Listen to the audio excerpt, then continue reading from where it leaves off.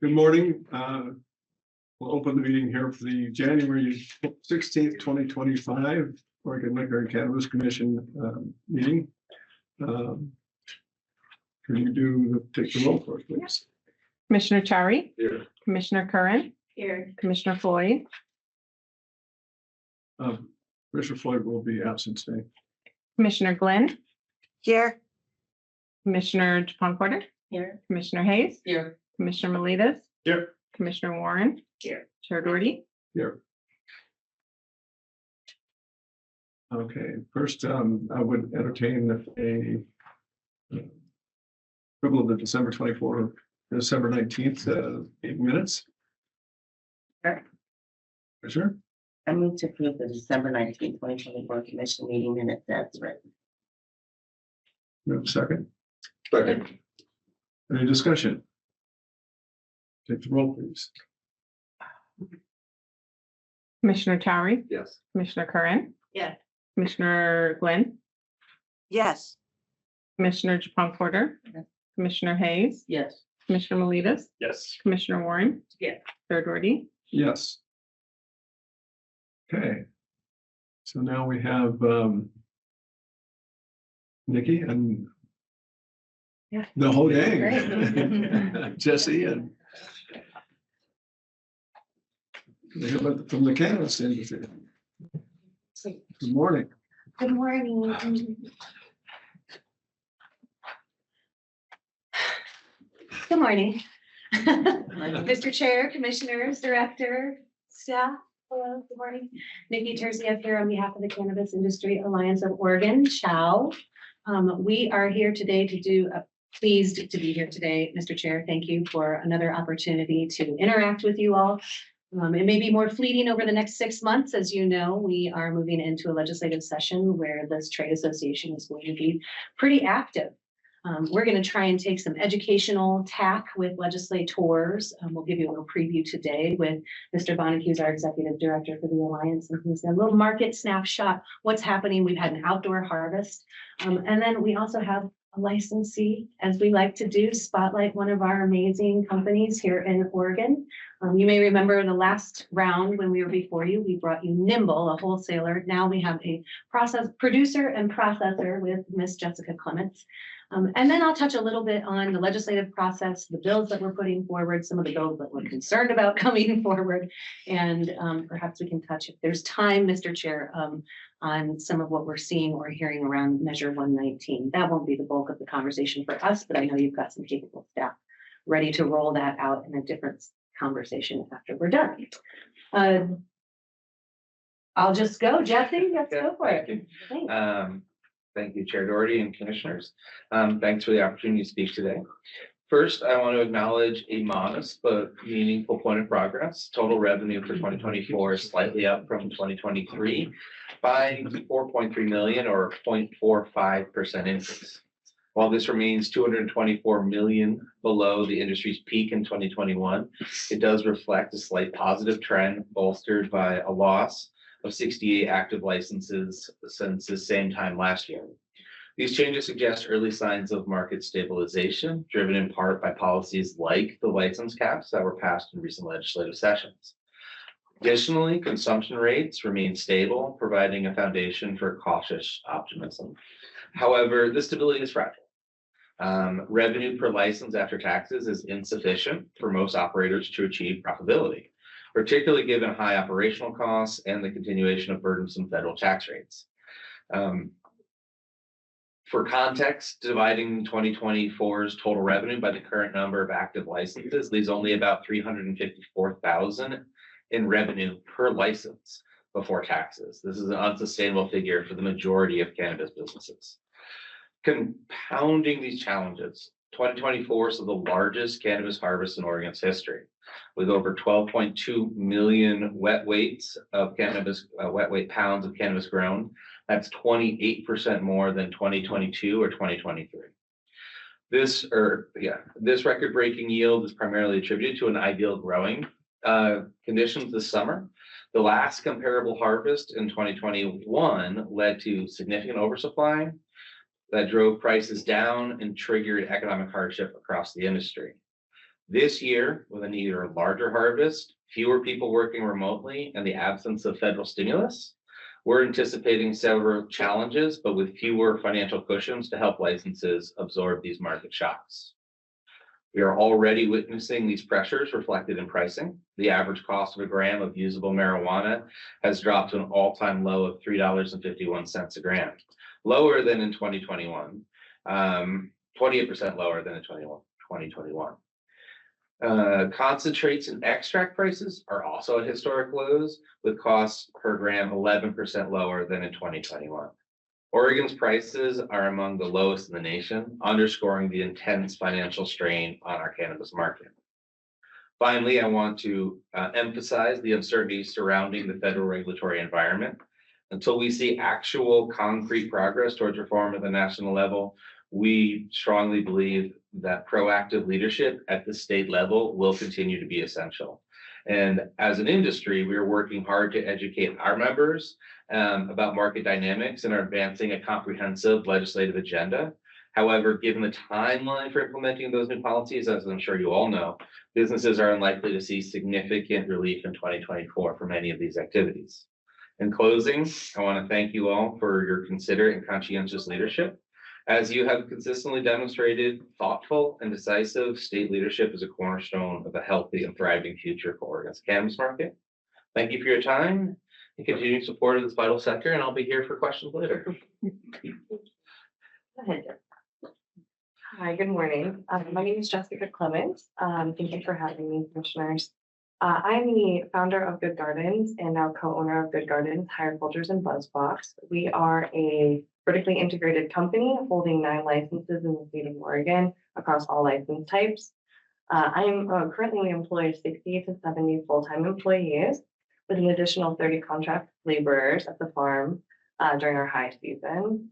I'm here to, well, I could talk about all my businesses forever. I'm here to represent the farm business and talk a little bit about what we're doing and what 2024 looked like from a harvest perspective, kind of sharing some of the harvest metrics that we experienced. So a little background, 2017, I built my first farm, was licensed in 2017 as one licensee. Throughout the next 2 years, I ended up merging with a processor.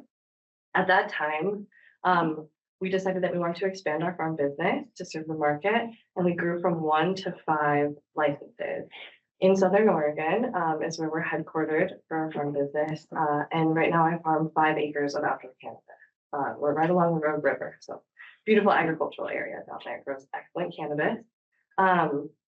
In 2024, operating at 5 acres, we produced 145,000 pounds of wet weight material. About 18,000 pounds goes to our extraction lab immediately in the field. So we freeze the material and send it directly there. The remaining about 120,000 pounds comes into our dry facility on site. We dry it, cure it. At that point, I estimate about an 8 to 12% usable dry marijuana yield from that total. So at 120,000 pounds, I'm looking reasonably at around 10,000 pounds of usable marijuana. Of that product, just about half of it goes into our bulk flower or like usable marijuana products like pre-rolls, and we do an infused pre-roll with our partners at the lab. Actually be cured extractable material that again goes into the processing lab from dry perspective rather than the fresh frozen. So that's a little bit about our harvest numbers this year operating at that scale. Our harvest takes about 30 to 45 days from mid-September to the beginning of November. Again, we hire an additional 30 contract laborers to help our full-time staff with that project. And we retain another 15 contract laborers to help with the breakdown of that dry material to prepare it for in post-production for those products that we bring to market. So that's a little bit about the end of our process next season. But what I'm excited to tell you about are some projects that we're working on now, one being our breeding program. So for the last 8 years in cannabis, it's been incredible. The growth of our industry, the ability to share information now freely, to share genetics between licensees has been incredible. But what that happens with, because we are an agricultural product, we're crop growers, the risk of bringing in pathogens, pests, and blight to our farms has been exceedingly increased. So I decided to decide, well, right now breeding seed is kind of a novelty project for a lot of growers. They like to bring, new fun flavors to market and whatnot, and kind of a smaller scale. I'm looking at our scale to bring large quantities of viable, stable seed to market in order to protect my crop. Because if my nursery, which I've learned not once, but only twice, had a viroid enter my garden and essentially decimate 130 genetics in my nursery. So that means if I don't have that starting nursery crop, I can't plant for my outdoor. Currently, the common way to propagate for cannabis crop is to clone. So not from seed, most agricultural crops are grown from seed. We actually keep a mother plant alive and we take cuttings from that and propagate it each year. The longer anything is alive, the higher risk of disease and death. Unfortunately, it's a reality of being a living being, and plants included. So I'm looking to first to protect my business by breeding seed, testing it in our outdoor and indoor facilities for viability, stability, aroma, resistance, and even fun things like potency and effect and all these sort of new things that cannabis can produce. And eventually I would love to be able to release that to the greater market and to help other farms support themselves with like a healthy seed stock, in order to, avoid the inherent risks of agriculture. That being said, I'm really excited about a legislative policy that we're bringing, or concept that we're bringing for the 2025 session, which is to align the Oregon definition of cannabis with that federally. That way, right now, I'm excited again to bring my seed to the Oregon market, the licensees here, but eventually I hope to be able to provide that for, cannabis agriculturalists all over the world one day. So that would be a great opportunity and a way to protect it. So thank you. Thank you. Thank you. Science, it's a lot, I know. But thank you. Thank Time. you. Thank you very much. And so innovation continues in this industry, and it is about genetics and sciencey stuff. And all the way up to making sure that we've got creative packaging, that people have opportunity to interact with the marketplace in a way that is a little more inducive to that innovation. And that is a little bit of what we're bringing forward in the 2025 legislative session. This is my transition into the legislative piece. We've got 3 bills, and we've mentioned them very, very briefly before. These 3 bills are now official SBs, that's Senate bills. They're going to be introduced in the Senate committee with Chair Senator Krasonski, a handful of his colleagues that'll be serving there this legislative session. We've got SB Senate Bill 556. This is kind of I call it the B to G. We don't have any creative names yet for our act. I'm happy to solicit and ideas and brainstorm with you all if you have some. But this one is really about how we interact with you as regulators, how we interact with the legislature, how we hope to interact with the federal government, and taking a look at what kind of modernization there might be possible. We have kind of I'm going to date myself. Don't laugh if you don't want to be dated. You're kind of a Ronco policy style setting, right? We've set it and forget it about 10 years ago. So we need to come back and examine what's working now. The dynamic has changed in the marketplace. The vibe, if you will, has changed in the perspective of what should be regulated. And yet we've got a lot of minutia. We've got a lot of rules and regulations and a lot of statutes that are still grounded back in that 2014 mindset. And I'll say it very plainly, that mindset was kind of the federal government coming in. It's a lot of protectionism. And now I think we see, excuse me, now I hope we see it's time to kind of cast that off. We need to be able to open up the door, not just for innovation and science, but also for the preparation of what's coming. This B2G bill, if you will, we are going to try and do that. We're looking at a little bit around metric and metric reform. I know that I'm sorry, sip your coffees, get your Tylenol, but we need to have that conversation. It's an important conversation to have. Folks on their own licensed premises, we would like to see folks on their own licensed premises have a little more autonomy in terms of what's happening on their licensed premises. Not off, not when it leaves, not where it's going to, but when it's on and in their possession. Remember, this is a business. These are their investments. These are their dollars. So it stands to reason. We know that there are some, as in every industry, people who lack some scruples. But for the most part, for the bulk of what we're talking about here, we have professionals and we have business people, and business people want to make their money. The added benefit here is that cannabis brings forward a lot of value set. If you recall from Nimble, we had folks talk about, the pet insurance and the healthcare insurance, wanting to give back to the community. You may have heard from Wild when we presented in front of the Economic Development Committee in the House during the December legislative days. Wild funds expungement clinics. So this is a beautiful industry that brings together their values and its business. So knowing that we have business-minded people, and for the most part, a lot of integrity, we would like to explore a conversation about what happens on a licensed premises with somebody's own inventory. That's going to be a little bit about what's in this bill. Another little bit about what's in this bill is going to be federal alignment, as Ms. Clemens mentioned. What's going to happen at the federal level? Nobody knows. Cloudy crystal ball over here, but we as a state can take steps to be prepared for whatever it might be. It's only going to open up. Now that I've said that out loud, let me knock on wood. In a perfect world, or an ideal world, or in any world that is tolerable, I guess, from this perspective, right? It will only open up. And so how is Oregon going to protect the businesses it has? We have a lot of homegrown small businesses, not only the nature of the law, you've got to be an Oregon business, but it's also, again, that small mom and pop set. So when we look at who's producing, when we look at the innovation, those are kinds of the things that we want to protect with this B2G bill. There's a handful of other pieces in there. I encourage you to check out the summary, SB 556. What we're really hoping to make sure happens is that we can modernize our relationship so that we can support the businesses. And I never hesitate to remind folks, these businesses are the only source and direct source for substance use disorder funding. The next bill is 557. I'll touch briefly on this. This is a bill that says we want you to have a licensee amongst you. This bill has a lot of layers to it. And I think in the past, this commission and this agency has dealt with trying to figure out how do we layer in some of our additional and important interests and vantage points. Commissioner Hayes, public health, I believe. So how do we bring in some of these conversations? One of the conversations that we'd like to bring in is that a licensee would sit amongst you. Somebody who runs a cannabis business would have an opportunity here.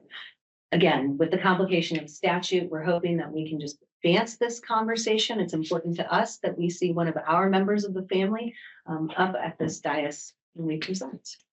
The next bill is 558. B2B, this is kind of business modernization. You'll see here that we want to do things like make sales in real time. So if I'm at an expo with you, Mr. Chair, and you really like this widget that I have here today, we don't have to both go home and wait and potentially I lose you to another widget maker. And I don't have to chase you down, for instance, later. We can have a transaction at the expo. You can take my widget home and back to your retail shop with you, like any other widget. And there's going to be some other pieces around sampling. There's some pieces around transportation and manifests. And again, you'll have the next 6 months to really dive into the details alongside with us, I hope, on these proposals. Those are the things that we are after. There's a chance we'll have a fourth bill in the House. As I mentioned, these are starting in the Senate. There's a chance we'll have a fourth bill in the House. We're going to work towards that outcome, and it will be an economic development. We're really excited to be there. We believe we are. The Marionberry, the Pinot Noir, the hazelnut. We think we're next, and we think that we should be. And so the nod from the Speaker of the House and the Chair of the Committee to invite us in is warmly welcome from our perspective, I will say. And of course, there's a couple of things that we're anticipating we're not so hot on. As always, legislative process, 90 legislators, 4,000 pieces of legislation, or whatever the number is going to be. Chances are there's going to be a handful that we're not into, and we know of at least one, or I should say one kind of pillar that we expect to see multiple policies introduced around, and that is an increase of taxes. We're not into that. You've heard about the razor thin margins already, of course. And we understand what's the goal. The goal is to be returning revenues to crucial services in counties in particular and cities that need it. There's a little border town called Ontario, lots of eyes on Ontario in terms of their sales. How do we capture some of the dollars that may be traveling over? It's a reality. And we need to do it very, very carefully. Because of the distribution formula based on Measure 110 right now, every dollar, every penny, all of the tax revenues are dedicated to the, let's just call it the Measure 110 fund. And so those are already kind of accounted for and distributed. I believe, and I think I've said this before, I think you won't be surprised to hear it from me now. We do not necessarily have a revenue collection issue. We have a revenue distribution problem. If we could this is pie in the sky, I'm going to be honest about that, but if we could somehow reconfigure the spending formula on Measure 110, some of those dollars could go back. Bulk of them could stay with substance use disorder treatment, behavioral health centers. Some of it could go back to those counties and cities that suffered with Measure 110's kind of striking it with the school fund. What was that back in 2017? Kind of shaved some of those dollars off as well. Measure 91 did it. I mean, just slowly, there's been this attrition. So we have an opportunity, I'd like to think, to make a decision that will drive some of those funds back into those counties and those local governments as they need, and in a much more perfect world, some back to industry, some for investments, some for grants. You are all on the verge of doing an equity license program, SANS funding. We need to know that there's going to be something to support those licensees, capitalize those entrepreneurs, do not do kind of harm upon the harm of lack of access and we're creating a glide path, maybe not, where we're creating an easier path. How do we support the outcomes of that pathway? That money could be there for that. So again, chances are little old CIAO is not going to be busting up the Measure 110 funding distribution model, but it is important to us to have the reality of the other uses of those dollars. We've got a lot of issues when it comes to crime. You read the newspapers, you see the reports. Who am I talking to? We have burglaries. We've had unfortunate fatalities. Is there a fund? Is there a way that we can work for a public safety grant program? How do we help our licensees be safe, not live in that fear? I veered a little bit. So we're worried about the taxes. Back to 2025 session.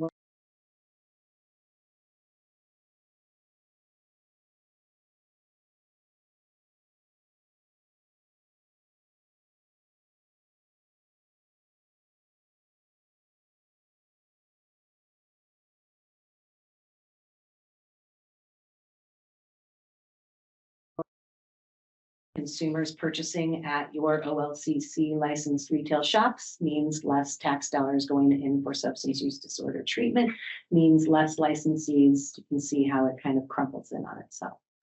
So we're hopeful that our legislative agenda is palatable. We're hopeful that our legislative agenda will be able to support and lift up, provide some additional certainty for these business owners, both big and small. I'll just take 10 more seconds, Mr. Chair, if you'll indulge me, which is to say that the process by which we arrived at these was a major process. You are also looking at the CIAO Policy Committee Chair, Chair Clement. Double chair meeting for me today. We had a process that involved nearly 30 licensees all over the state, big and small, different license types. And this is the common goal. This is representative of the greatest good done for the most licensees, as said by them. And that's what we're looking forward to passing, and we're looking forward to working with you, and we'll see you in the 2025 legislative session. Thank you. Thank you. Thank you. That's a lot. Mr. Chair. Yes. I did at one point imagine that we would have a chance to touch on Measure 119, and I know that you've got Mr. Evans coming up to have a more robust and in-depth conversation, but I did just want to flag for you that some of the same concerns you're going to hear from Mr. Evans, we are hearing from licensees in the field. I guess what you're maybe not hearing concerns, you're just hearing observations. We are hearing them as concerns. We have initiated discussions with UFCW 555. We are open, if anybody's listening, we are open to conversations with some additional unions. Our interest is to make sure that our licensees can do this without jeopardizing their licenses, their businesses, their livelihoods, their grandmother's inheritances, and to have the smoothest implementation possible. Okay. Okay, so do you want to hear about one of the things we're hearing? No, you need to move on. That's fine, Mr. We Chair. do need to move on. Okay, I'm ready. Thank you. Thank you, Nina. Thank you very much. Any questions for I had, yeah, Commissioner? make it. I have actually 3 questions, one. Okay. And thank you. I was wondering how much of the decline, and this is a 3-parter. How much is of the decline in revenue stream is due to supply and demand? I happen to know that. And what specifically do you mean about autonomy on site? And how do you propose consideration of the impact of experimental seed strains on health long term, regards to research, etc. And I think that licensing of the commission is a good idea. That's just my personal opinion. So those might not be questions you're able to answer Well, we briefly. we may be able to briefly kind of take it 1, 2, and 3, if the chair would indulge, or we'll be happy to follow up. Let's just add 1, 2, and 3. Okay, the revenue versus supply and demand, Jesse. It seems like the decrease in revenue is very directly tied to supply and oversupply.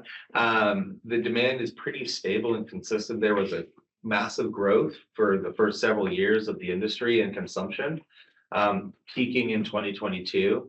That came down a little bit since 2022, but it's been consistent over the last 2 or 3 years. As far as we can tell with the metrics we have, consumption is fairly stable. We're anticipating any growth to be reflective of just like population move changes more so than anything else, and slow further adoption of people from the illicit market into the legal market. But we're not anticipating the hockey stick that we saw before. And so what does that leave? Because there has been this consistent price drop, oversupply combined with competition amongst retailers leads and pressure from consumers looking for cheaper product, as economic hardship and spreads out about just the overall inflation issues, all work together to create a situation where prices drop. So what I've heard from people, it's not necessarily that people are buying less THC. It is that just the ticket is lower because of price competition. Does that answer the question? Pretty much. So it's a bit of a perfect storm.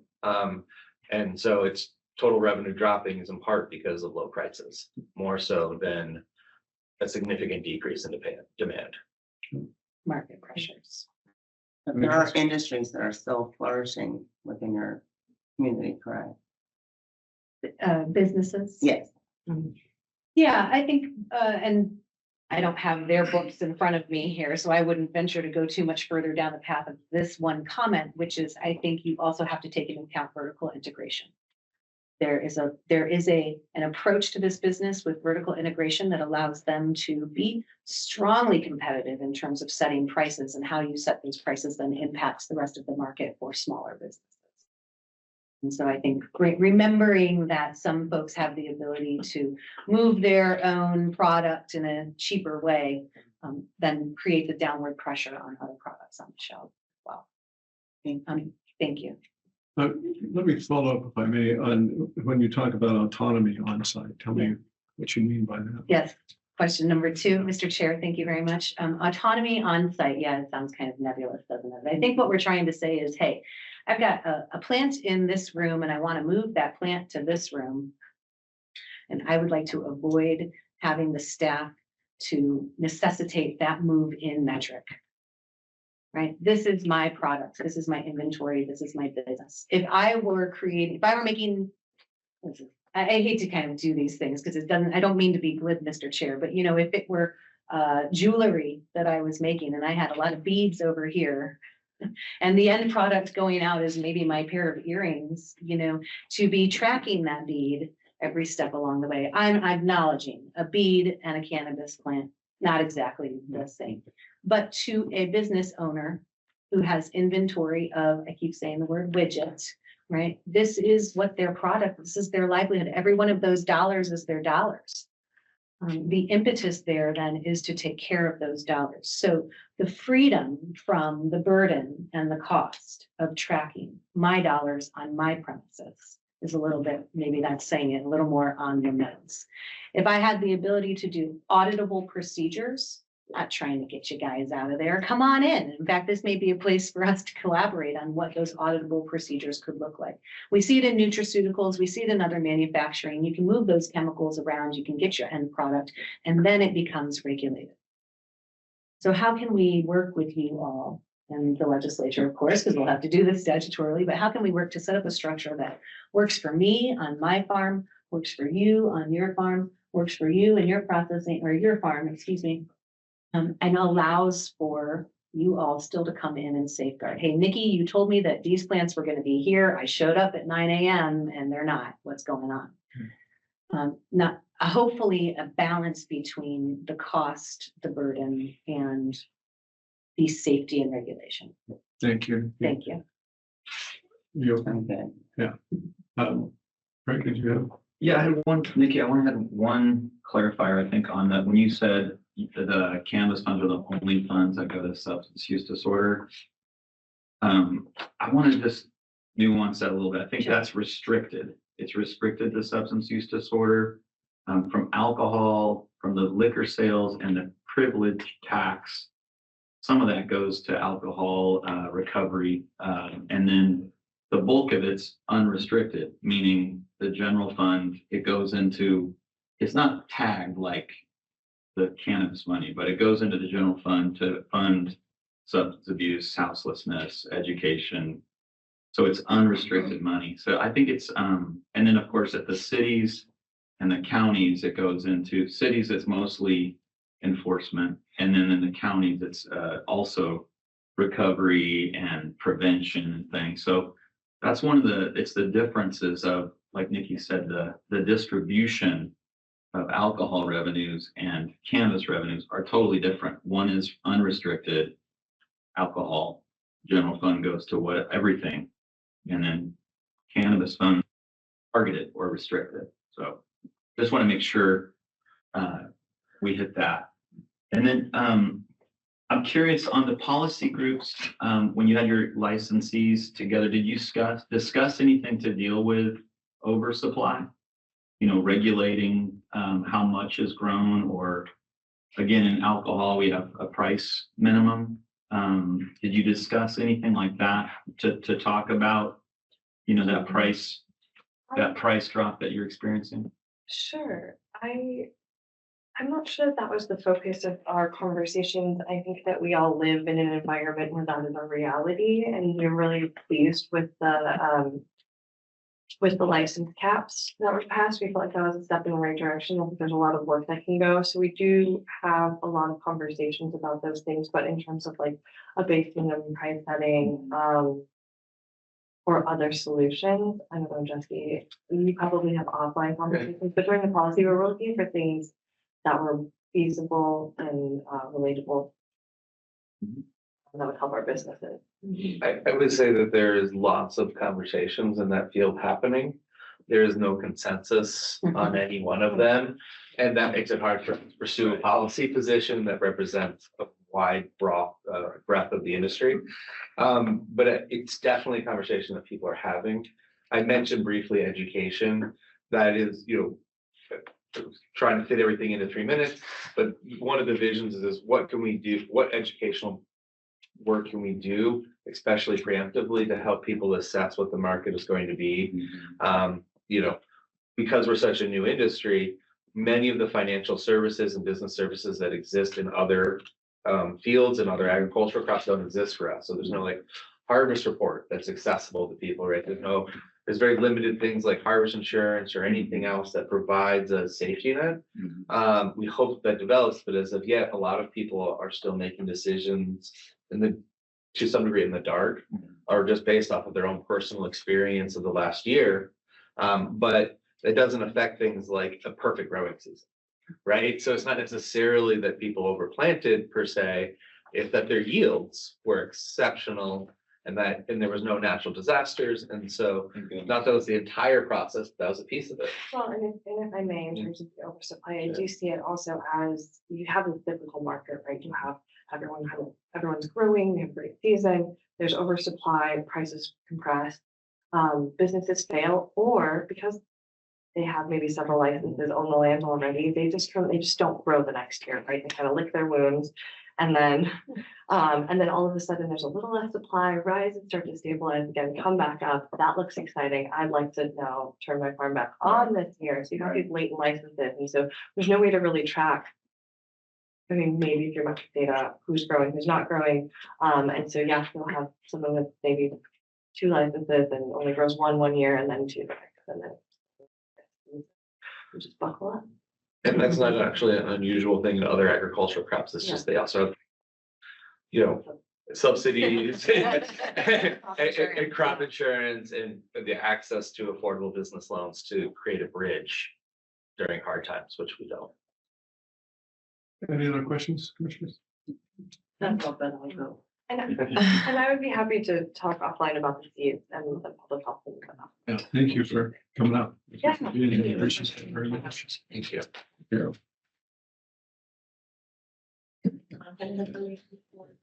Pardon? Yeah. Good morning, Rich. Morning, sir. How are you this morning? Good. And Mr. Chair, I should say, can I make a comment? Yes. Just, we're kind of going out of, Rosie's gonna give a legislative update. So for those of you who are new to this and you're like, I don't know what you're talking about. Rosie will give kind of a schedule of how the legislature does this. So we wanted to get Chow up here and then Rosie will kind of give context to this. So a little out of order. Morning, Chair, members of the commission. I want to, one comment from the last presentation is that the agency is required to do a supply and demand report every 2 years. That supply and demand report is being worked by staff right now and it's due February 1st. So the commission will be seeing the supply and demand report within the next couple of weeks. And so those are where we look at price per gram, how much excess marijuana that we have in the system. And it's basically a comprehensive report to the legislature about the state of supply. So that may answer some of your questions when that comes out, Chair. So Thank you. Appreciate it. all right, so today I'm here to talk about ballot measure 119. You heard Nikki Terziak talk a little bit about this. This is a issue that is facing our licensees, and Director Prinz wanted me to come up and kind of give you an overview and an education because you might be hearing about it from licensees also as we work through this. So basically, ballot measure 119 was a measure on the November election.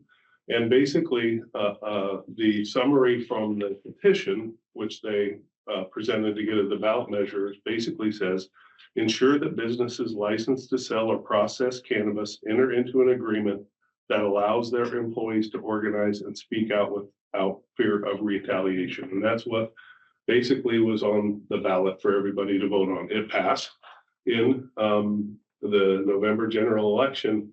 The thing with ballot measures is there's no implementation ramp up time. We had till December 5th. You're talking the first week of November till December 5th to implement this in our system.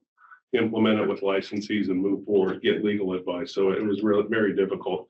So next slide, Laura.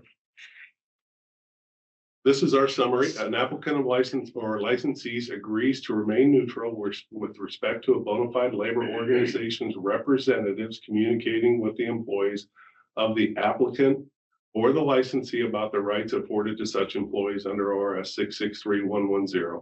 What does that mean? Basically, what that means is our licensees, and the licensees types are on the next slide, Laura. Well, they're not, they're the next one. Basically, what this means is that a licensee has to enter into a license or an applicant, enter into a labor peace agreement with a bona fide labor organization actively engaged in representing or attempt to represent the applicant's employees, or an attestation signed by the applicant and the bona fide labor organization stating that the applicant have entered into such an agreement. So what's that mean for OLCC and our licensees? Next slide, Laura. the affected license types, you will see that producers are left out of this. They are not required by ballot measure 119 to have a attestation or a labor peace agreement. And the reason for that is there's a lot of specific laws about agricultural employees and what they can and can't do. So it was left out. So you can see, well, producers are where some of the issues that we've had with labor in the past when we've been out in the field where we've seen conditions that are concerning or things like that, but that's under a different statute. So that's under different rules and regulations. Next slide, Laura. So what happened? OLCC needed to do a couple of things to get this rolling. So basically, everybody has renewal dates. It doesn't matter what the licensee type is, they have a renewal date. And the renewal date, when they come up on their renewal date after December 5th, they were required to give us an attestation that they entered into the agreement or gave us the agreement. Now, the folks in the back of this room are very smart and they asked their licensees to try to renew before the deadline so that they had some time to enter into a labor peace agreement, which was brilliant upon their part. So we did have a lot of early renewals so that we could work through these issues. Remember, when OLCC from the general election till December 5th had to come up with what a labor peace agreement form looked like, what the attestation looked like. We needed to get legal advice from DOJ, whether or not we needed to implement rules to make this effective. We needed to change camp because this is now required as a license process in a renewal or a registration. So staff, I want to commend them to get this operational in a month. Took a lot of work. And of course, we didn't get any additional resources because it was a ballot measure. So we were scrambling, for lack of better terms. And it really, it has caused some concern in the industry, like, well, what do we do? There's no guide to this. It just says we have to enter into a labor peace agreement with. What is a labor peace agreement? So what we found, and we started looking at this, December 7th through December 15th, we had only 7 labor peace agreements come in. I believe we had over 200 renewals due for the month of December. So everybody was confused. So what we started doing is I met with Nikki and Jesse and members of the industry separately, and we started talking about what we needed to do. And the OLCC staff started producing compliance bulletins and training education on what our licensees were required to do to submit, excuse me, I'm having cold, so submit the LPA and to continue going with their business. And so as of December 15th, you'll see we have 59 labor peace agreements, attestation forms. Only 35 of those are complete. 26 were incomplete, unsigned labor peace agreements or unsigned or blank attestation forms. And then 5 renewals were submitted with what I call the blank piece of paper without the labor peace agreement. They're just getting it in. And our advice is for our licensees to renew their licenses, even if they don't have a labor peace agreement. So we understand that that is the reason that they have not renewed. So what happens when somebody doesn't renew? Next slide, Laura. So OLCC can do several things, but under the ballot measure, there's certain things that we're required to do. And so let me explain what happens if a licensee does not produce a LPA when they renew. They continue to operate. So if you were December 7th, you didn't have time to enter it into an LPA and you expired on December 8th, you continue to operate. There's nothing that stops you from operating. Now it's OLCC's responsibility to ask why you didn't renew. And if it is an LPA, we need to do an investigation to see if the exactly what happened. Where we're at right now in most of the cases is we do have some that don't have an LPA. We haven't started our investigations, but the LPA penalties that are set out in the statute or the ballot measure basically talk about 30, 60, and 90 days up leading to terminating the license. What we're committed to with our staff is working with our licensees to figure out exactly how to enter into these LPAs. Now, obviously, I can't tell a union what to do. That's not the only control we have is for our licensees. So we're working with our licensees to explain to them what they need to do to meet our requirements of an LPA. But at the same time, they are still not going to be suspended or canceled until we do a notice. So the process would be if they fail to get it in over, a month or two, we would have to file a contested case proposal for cancellation. We would go through the process. They would still stay in operating until that contested case is adjudicated. As you know, contested cases adjudication sometimes take up to a year, can take up to a year and a half in the process. And what we're trying to do, our goal is that we don't ever sit in front of you with a labor peace agreement case and a cancellation. We're going to try to work with the industry to make sure that we're doing everything we can to educate our licensees to make sure that they can enter into a labor peace agreement. The unions have their interpretation of what the rules are, as I said before, but we have only control over our licensees. So this is really kind of a complicated issue. And let me throw out a couple of deciding factors that really throw monkey wrenches in there. It doesn't say you have to have employees to enter into an LPA.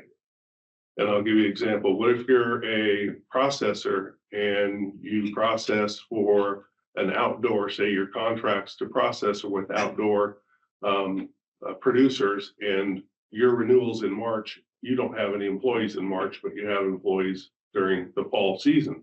How does that work? And basically the interpretation is that even if you do not have employees, you have to enter into an LPA, because the LPA is not an agreement with an individual. It's an agreement that you will not interfere if labor tries to organize. And so it gets very complex. And so we are working through these issues daily with staff.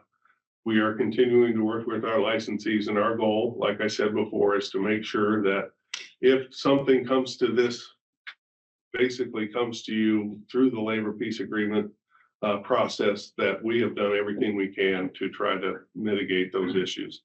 Obviously, there's a lot of concern with some of the rules, some of the clarifications, some of the direction that maybe, the bill didn't hit on this, but with ballot measures, the legislature can amend them or change them in a process to make them more user friendly. They generally don't, get rid of them, but there are some processes, and we're continuing to work with the industry to make sure that we can maybe possibly clarify some of these nuances that are in there for our licensees. But I will tell you, staff time has increased. These are the licensing folks that are still required to do all the other marijuana licensing processes, and we're working with the governor's office and others to get additional staff in. But creating positions in state government doesn't happen overnight. There's processes, as you guys know. And so we're working, and staff is doing the best we can. So this is really, a complex issue. The last slide, Laura. And penalty for failing to submit, we went through that, has to go through a contested case. The last one, Laura, is the penalties that we have. And our penalties are very laid out, but I will tell you that the labor peace agreement penalties do not match our penalty schedule that we already have set out. So that causes us some problems, because it doesn't match up in our contested case process with some of the penalties. So we will be making recommendations. We'll be examining this. We will be looking for ways to make this more productive for our licensees and the citizens that pass this measure. And frankly, it's been a lot of work. So staff, I know Chair Doherty really does a good job, and the commissioners of letting staff know when they, meet a 30-day deadline like that. And I'm here I want to make sure that they are recognized. Shannon Hoppeditz and Melanie Musial are in the room today, and they spearheaded this. I passed it off to them and said, hey, we need to make this happen. And they did make it happen, but it was staff that actually pulled the string. So I want to give them credit, because government doesn't really move quickly at times, and have something on the website functional, ready to go with directions in less than 30 days took a lot of work. Chair, I'm here to answer any questions. Thank you, Rich. Very much appreciate that. Appreciate the staff as well, with all that's going on here, to have this thrown in the midst of it, and have them accomplish what they did in 30 days is amazing, to say the least. So please thank them all for us. Good, sir. Commissioners. I just want to thank you very much, and thanks for getting the slideshow out to us so we could understand what we didn't understand, and we could pay attention to you. You're welcome. Appreciate that. So, Rich, Director, I know that, I want to thank you too. Rick, it's, hard to have, this was not in our strategic plan that we spent a lot of time working on.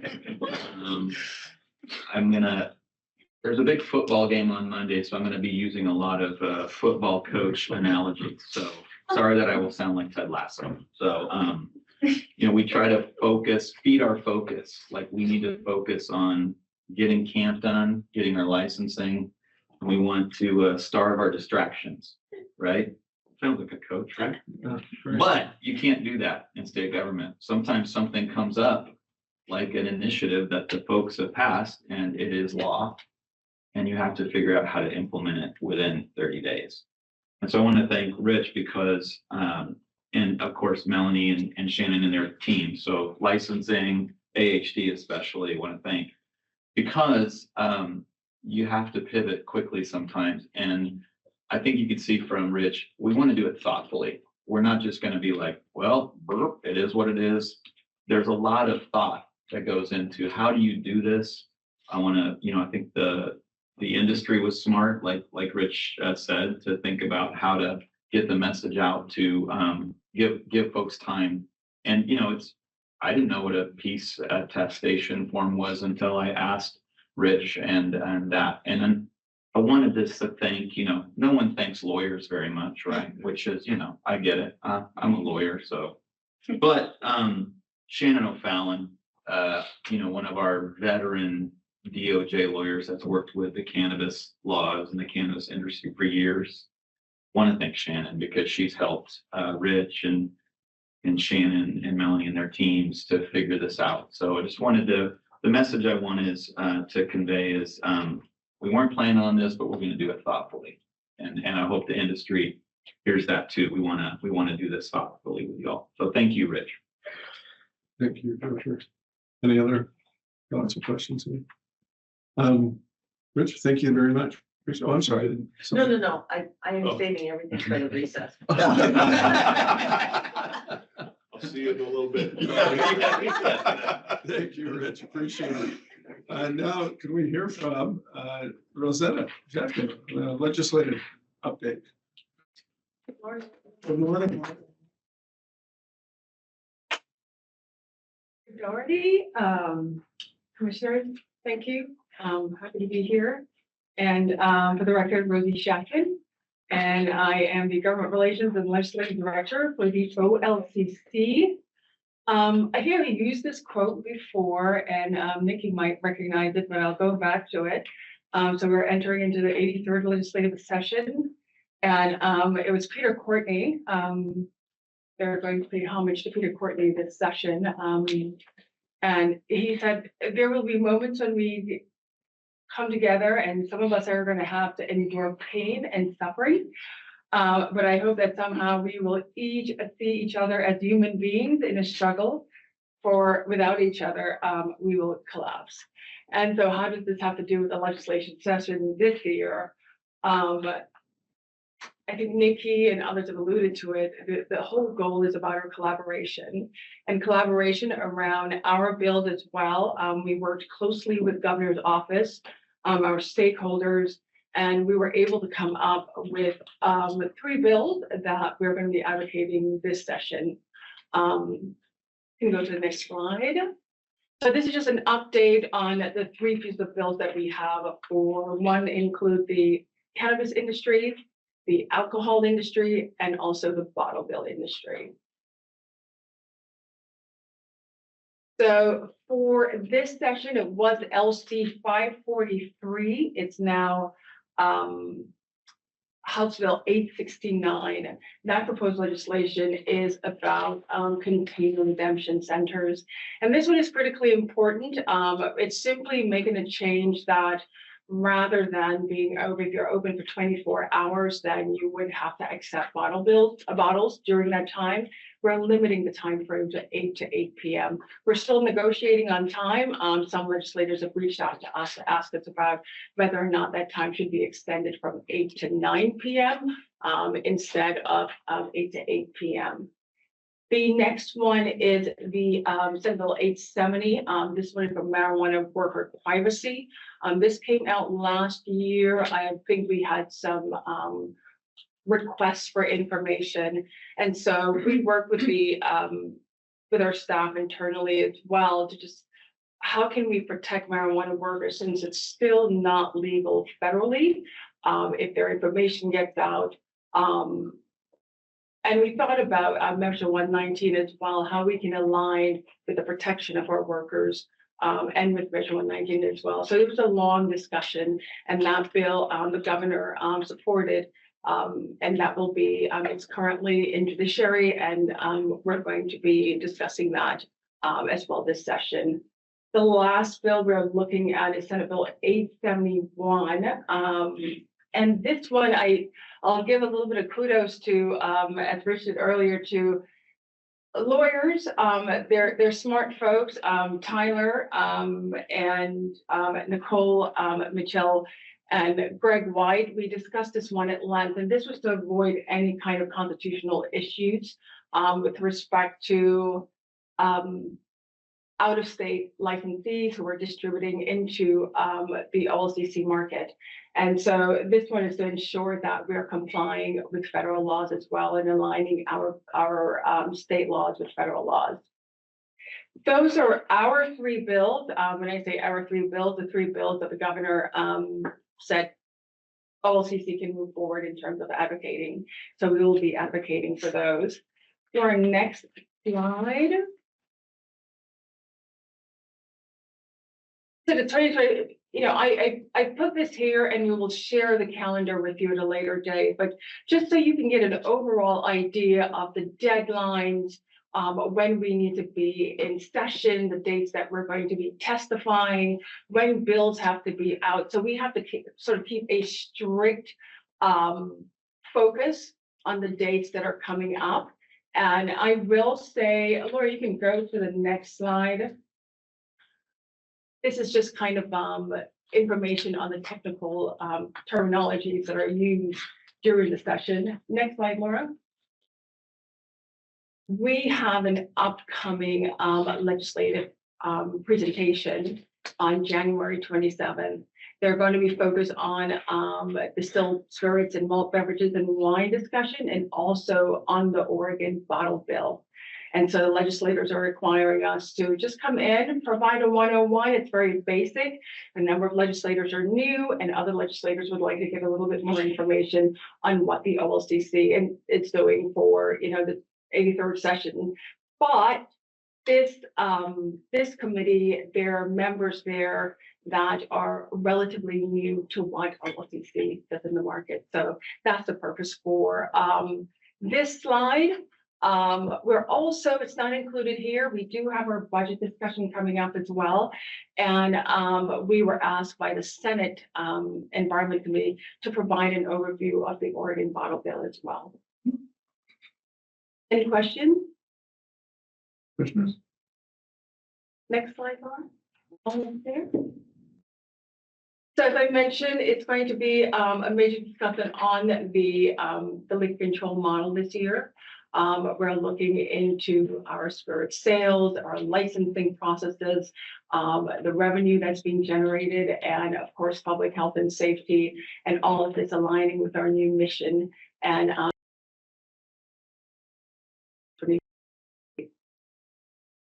next slide, Laura.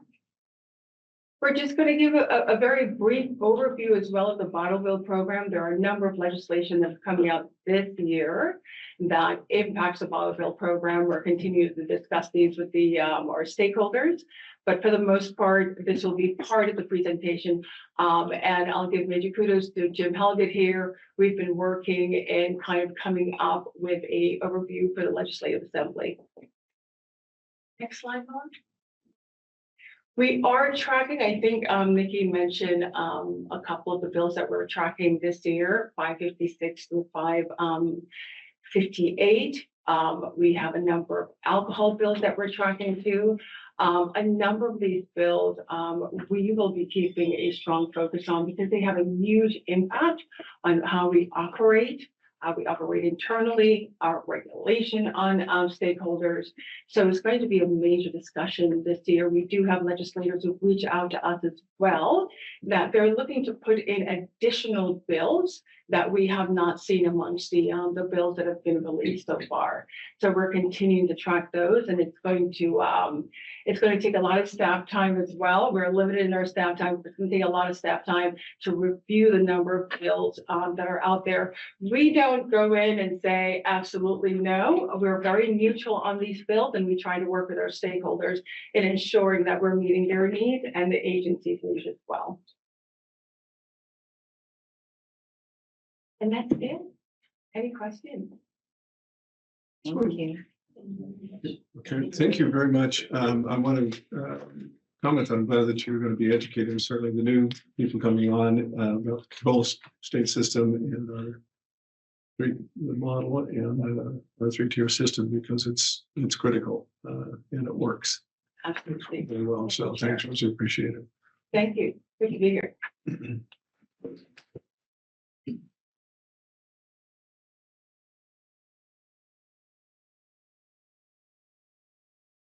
So Craig, are you going to Yeah, bring us up to date I think here? I've got the next, so I want to thank, I want to thank Rosie too. But when Rosie said it was the 83rd legislature, I'm like, Rosie's a veteran. She's got a lot of relationships. I think I was trying to count. It feels like this is my 83rd session as well.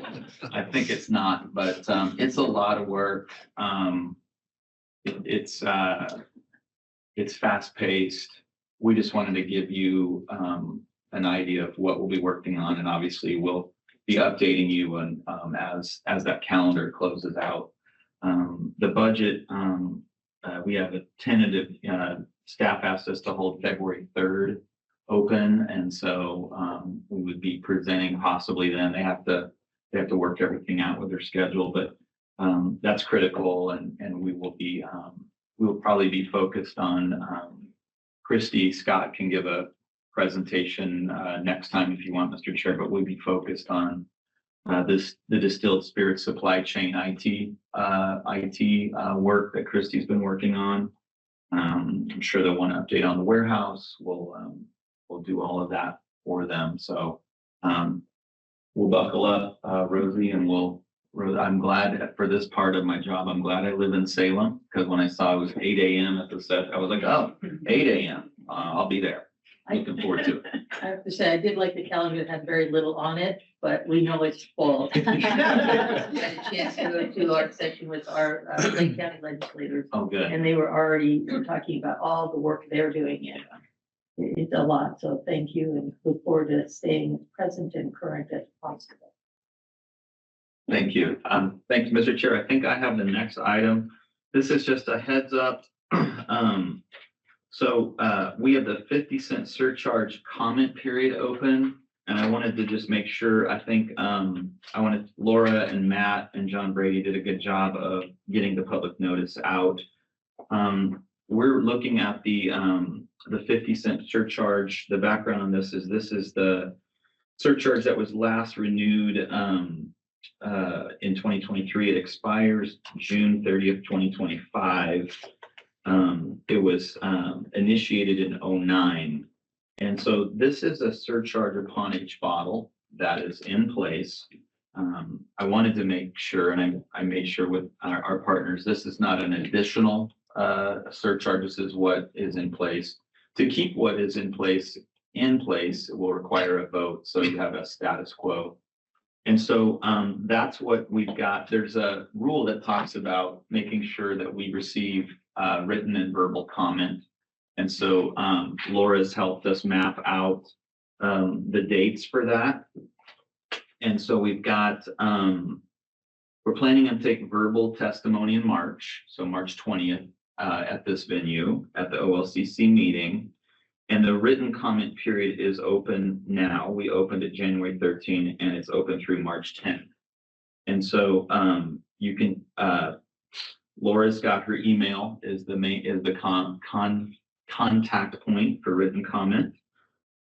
And I just wanted to get that on the record to make sure everyone knew that. The concept would be to renew this through to July 1, 2027. That's really the vote that you'll be considering is whether or not to do that.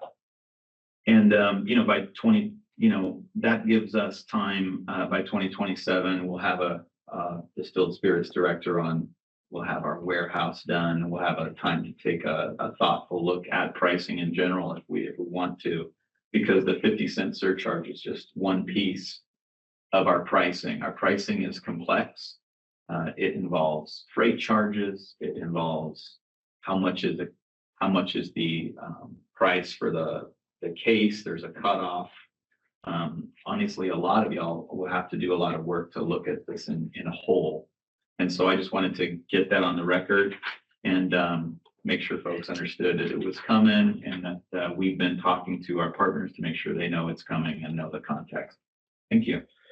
Yeah, this provides about $45 million, does it not, each year? And so when we consider whether we're going to renew this or do that, we certainly have to take a look at all the pricing we have, as you say, and things that have not been updated for I don't know how many years.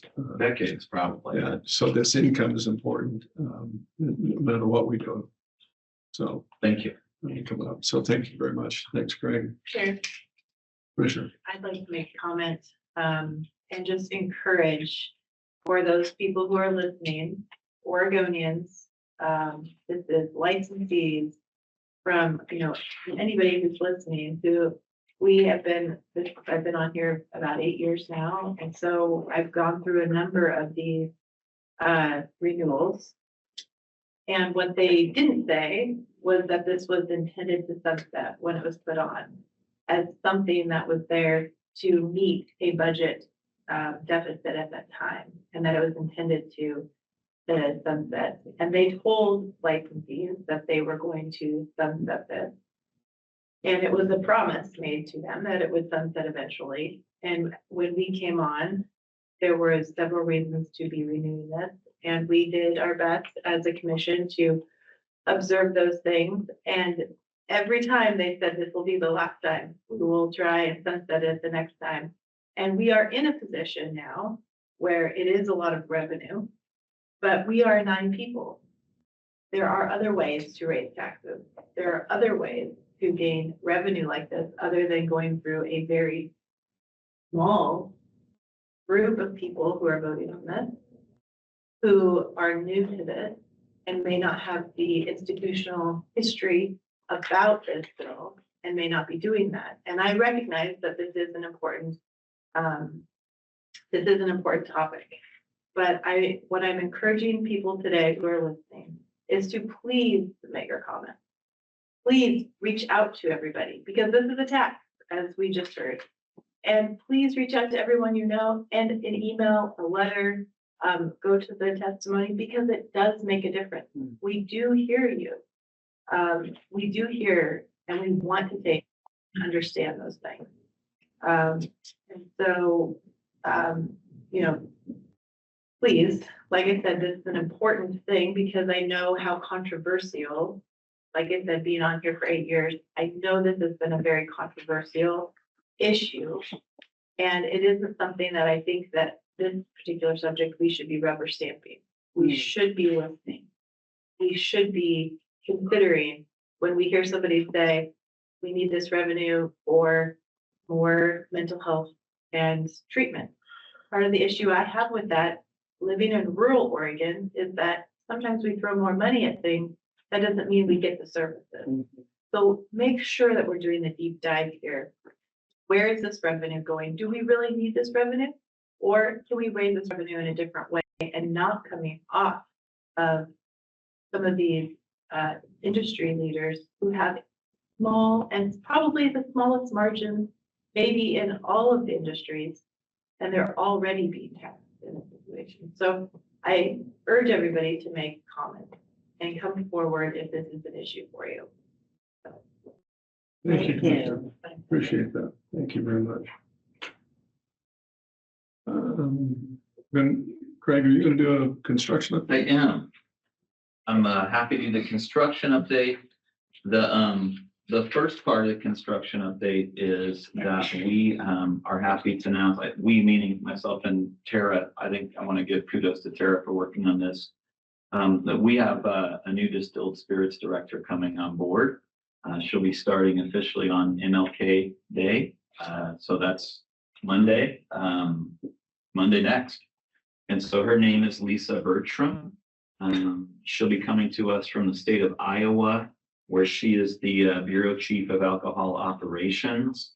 And Lisa's just going to play a very vital role with hitting our strategic plan, role in modernizing our warehouse and working with Christy and Tara and the rest of the teams on the distilled spirit supply chain. And we just we wanted to let you all know that we have that hire done. Lisa's got a really great background to do this. She's served as a liquor retailer, so she's worked in a liquor store.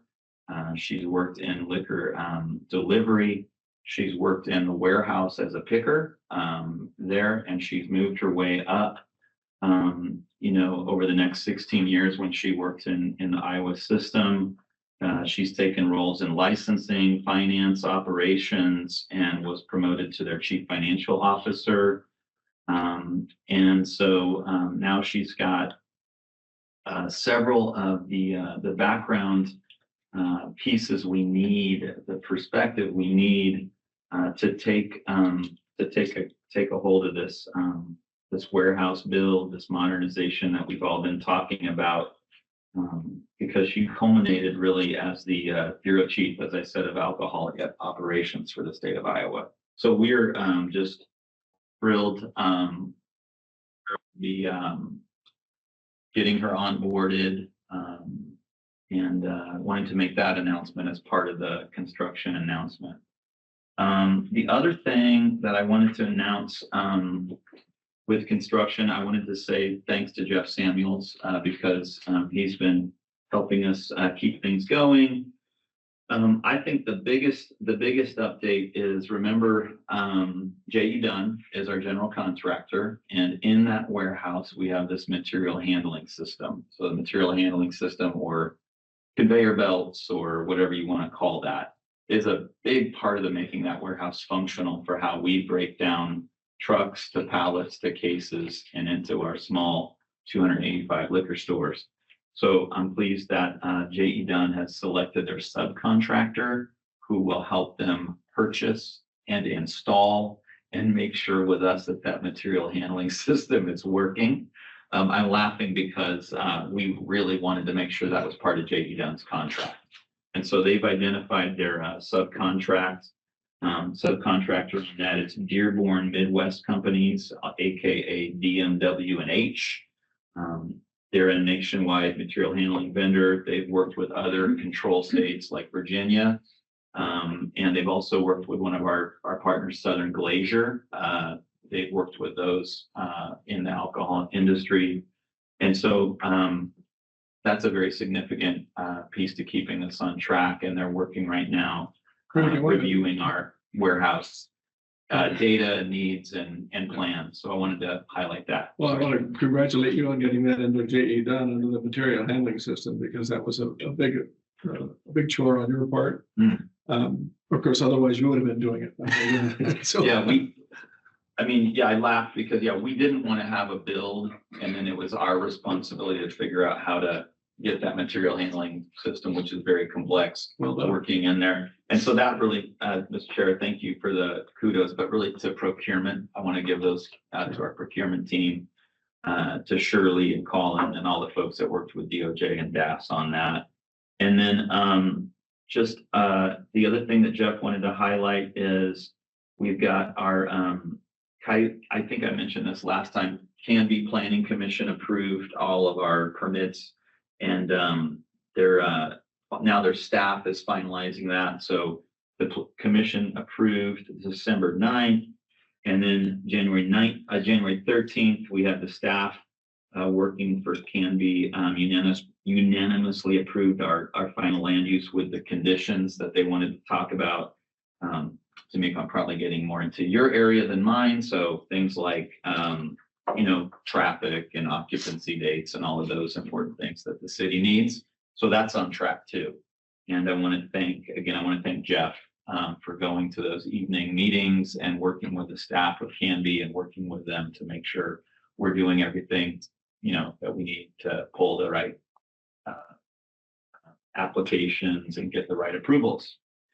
And last but not least, I have a save of the date of April 16th.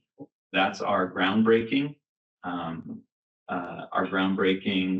What's nice about having J.E. Dunn finally all of the execution and the calendar is our groundbreaking gets to be like with actual bulldozers. This is me. You can tell I'm not a construction guy. It'll be, there'll be activity on site. And I think that's really important. John Brady's here. He'll be making sure that we let our community, let Oregonians know how significant this is for, again, how you all regulate and control access to alcohol. So we got a date, April 16th. Laura will be helping with that. I think it's in the morning, 10 a.m. So hold your calendar. And we have John and Jeff and Laura and Rosie working as a work group to figure out all the invites and Jay done for that date. That's it. That's my update. And the completion date of what are you expected? Late summer 2026. Okay. So yeah, that's on track, and Jay done. We're just really excited to get them started. Thank you, Dr. Prince. Yeah, of course. And Alex, tell us what's going on with distribution services. What's going on in the current warehouses? Looking very sharp. Alex, I tell you. I clean up nice. Morning. Morning. For the record, Alan Rowe, Distribution Services Assistant Director, overseeing the operations of our current warehouses. I'm here to share with you for the commission some of the production values for the 2024 year end for the warehouses. I'll just dive right into it here. This is just talking about regular our standard production. Cases received and cases shipped. So it's our volume throughput. We've got 23 versus 24. You can see in 24, the cases received were about 3.8 million. It's actually a good 4.39% decrease from the 2023 year. We received over 4 million cases. Part of that was very intentional from our purchasing end and our inventory control, trying to alleviate some of the overstuffing of our warehouse. So we're trying to monitor exactly how much we were bringing in and how much we're allowing suppliers to, what levels of inventory that we're allowing them to maintain in our warehouse. Cases shipped in 2024, about 3.78 million cases, which is still down about 2.25% from 2023. And as we kind of get through this report, you'll see that this is sort of a national trend right now with distilled spirits. Overall, nationally, the market is down about 2.5%. Lots of varying reasons for that. We'll kind of touch on that a little later. Moving on to the amount of orders. This is that's just my inventory throughput. That's basically the bottom line from the last two slides. I'm just comparing the bottom lines from cases in, cases out from 23 to 24. Moving on to the orders processed. On average, the warehouse receives, processes, and ships about 60 to 70 orders a day from our 285 liquor stores. So 50 to 70 orders per day. And as you can see, we had a slight drop from 23 to 24. It was just a difference of about 67 orders, which is really only 1 day of production. It's about a 0.5% difference. Not much to speak of there. Moving on to my inventory, the general volume of the warehouse. At the end of 2024, December 2024, my warehouse had 550,000 cases in it, which is still over that line of optimum operation, if you will. Anything above that orange line, I'm just really too full and I can't move product around, and I'm looking for, corners and closets of product into.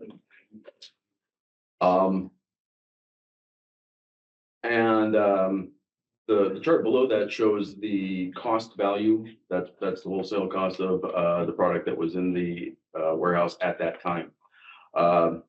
Just wanted to point out kind of a point of interest here, and it speaks to one of the national trends going on, is at the same time, at the end of December, there was an increase over 2023 of cases in the warehouse, but the value was massively decreased.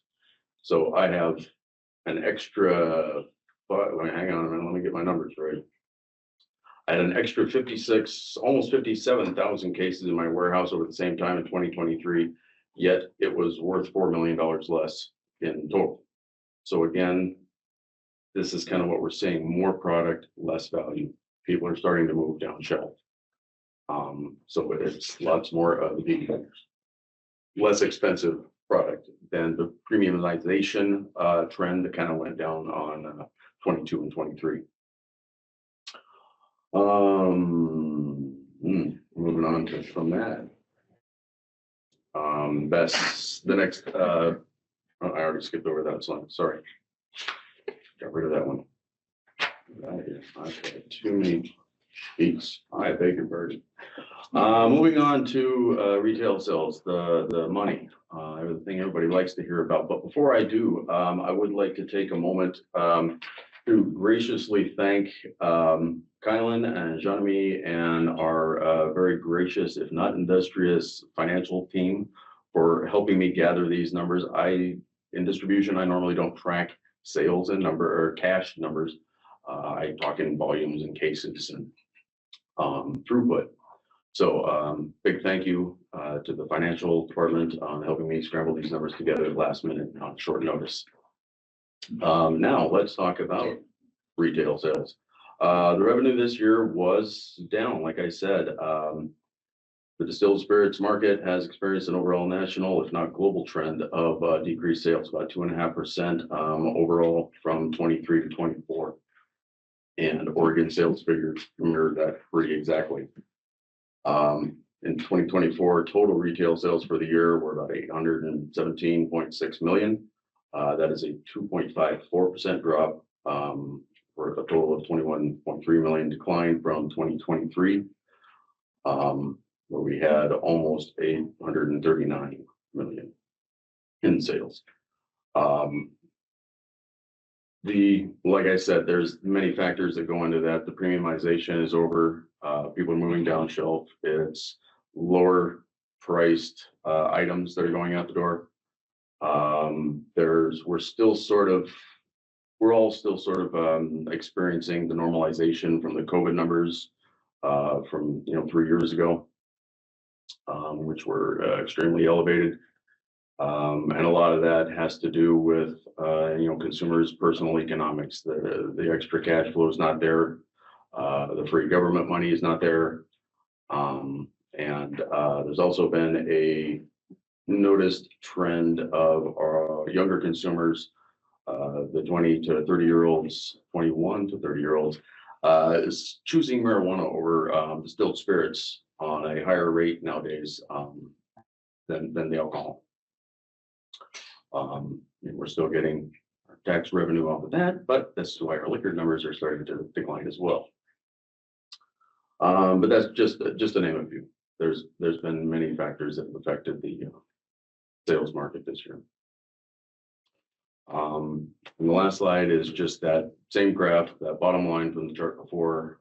You can see the 2.5 drop in our overall revenue. Lastly, I would just like to thank my personal staff, my warehouse staff, my office staff, everybody from the belt workers to the purchasing department. We can't get this stuff out the door to make any kind of revenue without all of their hard work. The fact that we got fewer cases out the door this year doesn't mean they worked any harder or any less than they always have. And we owe it to them. I don't ship the stuff. I just report it. Alan, thank you very much. Commissioners? Chair, Any questions? Yes. I did. Please. I probably won't get this opportunity very much longer, but I just want to thank you, Mr. Rowe, for just doing what you're doing. And I love the fact that you rarely lose an opportunity. You always take an opportunity to thank those around you, often listing by name those who help you in a pinch and all that. I just hope you never lose that. Things like you. I know who to appreciate and I won't take credit for, other people's hard work. No, but you're really good at that. And I just wanted to make note that. I appreciate everybody in this agency and everybody that helps me. And will always give kudos where they're deserved. And thank you. Well done, Alan. Thank you very Thank much. So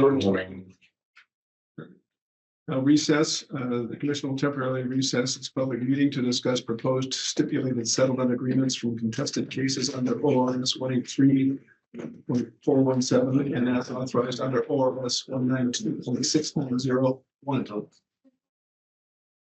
All right, we are back in session. Let me pull my.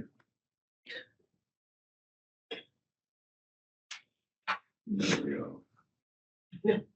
So I would entertain a motion on, I'm sorry, go ahead. I'm trying to bring this up. Commissioners, Go ahead. my name is Catherine Garnes, I'm a case presenter with AHD. And I am here today with two settlement negotiations. One is a alcohol settlement and the other is a marijuana settlement. And I am here to answer any questions you have. Any questions? No questions. We have two motions. And one on, let me pull it up here, alcohol stipulated settlement. Chair, I would move to ratify the alcohol stipulated settlement agreement for Easy Food Mart as proposed by staff. Thank you. Moved and second.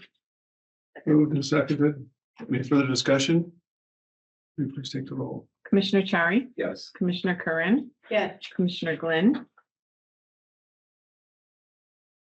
Mr. Glenn is, she's gone. Okay, we'll get to her next time. Commissioner Japon Porter, Yes. Commissioner Hayes, Yes. Commissioner Melitas. Yes. Commissioner Warren. Yes. Chair Doherty. Yes. So we've got a quorum without her, that's one. Then we have a stipulated settlement for marijuana.